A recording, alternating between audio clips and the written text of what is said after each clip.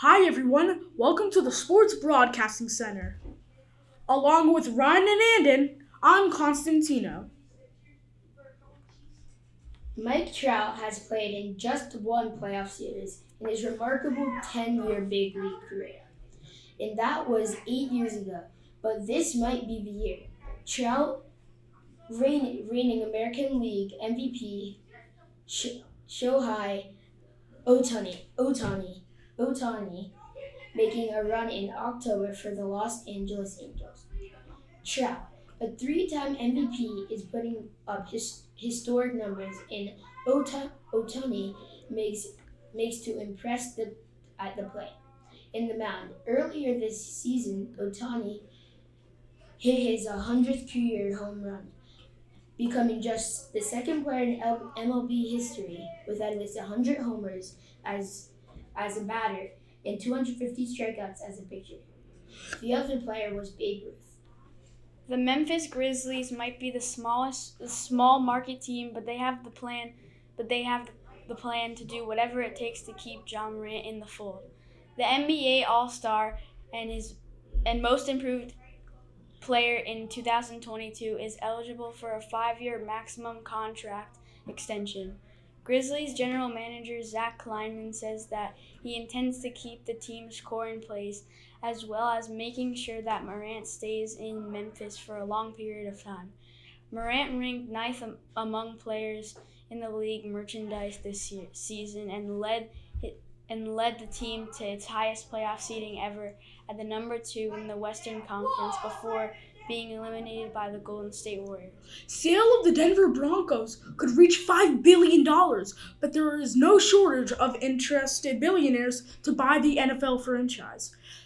Team President Joe Ellis, it says the new owner's number one priority will be building a new $2 billion dome stadium, allowing the Broncos to host the Super Bowl for the first time. Chelsea, the Premier League soccer team, sold for $3.1 billion in May, the most ever paid for a team in any sport. NBC's Sunday Night Football, the number one show on television for 11 years in a row, has named the first female lead host of Football Night in America. Maria Taylor debuted on the studio show last year as a co-host with Mike Tirico, but will take over the season with Tirico moving into the booth to handle play-by-play. Taylor joined NBC Sports last year after failing to work out a contract with Eastman.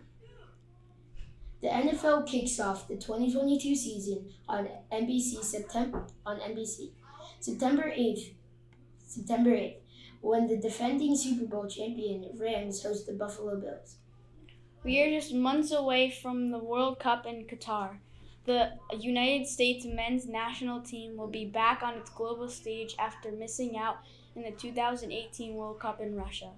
The U.S. faces England in its second match. The two nations have formed quite a rivalry over the years. In 1950, the United States pulled off one of its greatest upsets in World Cup history, winning 1-0 over the heavily favored Brits. Only 4 Americans returned from the disappointing 2018 team, including Chelsea star forward Christian Pulisic. This will be the 11th time the U.S. men's national team has qualified for the World Cup, with its best finish coming in 1930 in the semifinals. The college football season is fast approaching, but the Southeastern Conference is looking ahead to 2025 when Oklahoma and Texas join the SEC, making it a new 16-team super conference. The SEC has a goal of every school in football visiting each other off the other 15 schools at least once every 4 years.